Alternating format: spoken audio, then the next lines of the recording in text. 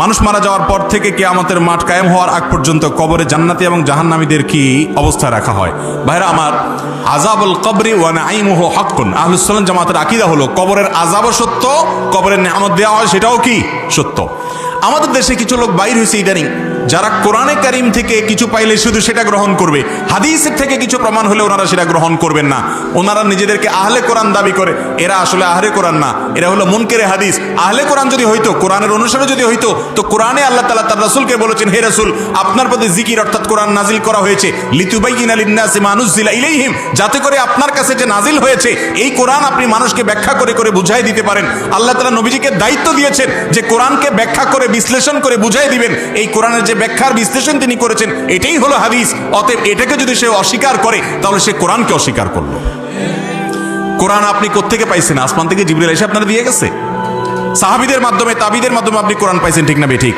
যেই ধারায় আপনি কোরআন পেয়েছেন, যে পাইপলাইন থেকে কোরআন এসেছে, একই পাইপলাইন থেকে হাদিসও এসেছে। হ্যাঁ, হাদিসের ভিতরে শুদ্ধ অশুদ্ধ আছে। এখন আপনি বলবেন যে শুদ্ধ অশুদ্ধ আমি কিভাবে বুঝবো?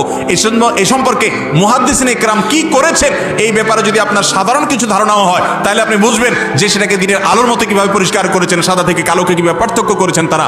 অতএব হাদিস অস্বীকার করা গোমরাহি ছাড়া আর কিছু নয়। তবে কবরের আযাবের বিষয়টা শুধু হাদিস দ্বারা প্রমাণিত নয়, কোরআন থেকেও প্রমাণিত। আল্লাহ রাব্বুল আলামিন ইরশাদ করেছেন যে ফেরাউনের অনুসারী এবং ফেরাউনের বংশের যারা, ফেরাউন সহ তাদের সম্পর্কে আল্লাহ রাব্বুল আলামিন বলেছেন যে তাদেরকে আন্নারু ইউরাদুনা আলাইহা গুদুওয়া ওয়া আশিয়া, সকাল সন্ধ্যায় তাদেরকে আযাব দেওয়া হয়, শাস্তি দেওয়া হয় তাদের কুফরির কারণে। ওয়া ইয়াউমাল কিয়ামাতি আদখিলু আলা ফিরআউনা আশাদ্দাল আযাব, এই যে সকাল সন্ধ্যা দেওয়া হয় এটা তো বর্তমান, আর কিয়ামতের দিন আল্লাহ নির্দেশ হবে তাদেরকে কঠিন শাস্তিতে প্রবেশ করানো, জাহান্নামে প্রবেশ করানো। তাহলে এই আয়াত থেকে বোঝা যায় কিয়ামতের দিন যে আযাব হবে জাহান্নামে বিচারের মাধ্যমে, ওইটার আগে থেকে গুদুওয়া ওয়া আশিয়া, সকাল সন্ধ্যা অর্থাৎ সব সময় এখনই আযাব হচ্ছে। এই আয়াত হলো কবরের আযাবের সবচেয়ে স্পষ্ট প্রমাণ। এছাড়া বহু হাদিস এটার সপক্ষে আছে। অতএব এটাকে অস্বীকার করা মূর্খতা ছাড়া কিছু হতে পারে। আল্লাহ আমাদেরকে বুঝার তৌফিক দান করুন। এখন কত লোক কবরে আবার একটা মানুষ মাটির সাথে মিশে গেলে তাকে আবার আযাব কিভাবে দেয়?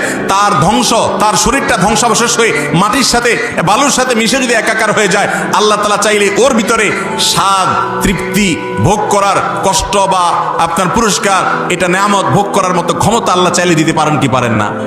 আপনার শরীরটা তো মাটি থেকে তৈরি করেছেন, এই শরীরের ভিতরে যদি আল্লাহ ভোগ করার ক্ষমতা দেন, সেটা শাস্তি হোক আর পুরস্কার হোক, তাহলে তার ধ্বংসাবশেষ মাটির সাথে মিশলেও ওখানেও আল্লাহ তাআলা সেটা ভোগের ক্ষমতা দিতে পারেন। তিনি আলী, তিনি কাদির, সবকিছু করতে সক্ষম। বিধায় যারা এটা ঈমান এটার উপর রাখে না, তারা মূর্খতা ছাড়া আর কিছু তাদের মধ্যে নাই। আহলুস সুন্নাহ জামাতের আকীদা সর্বজন স্বীকৃত আকীদা বিশ্বাস এটি, যেটি কোরআন দ্বারা প্রমাণিত।